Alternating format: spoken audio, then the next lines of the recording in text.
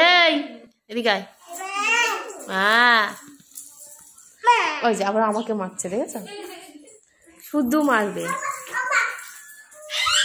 মাম আসো আসো আসো।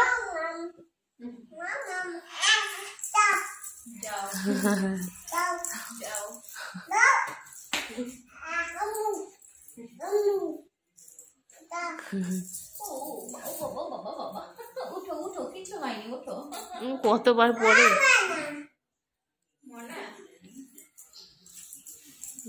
বলো দিদি, বলো দিদি, বলো দিদি, বলো।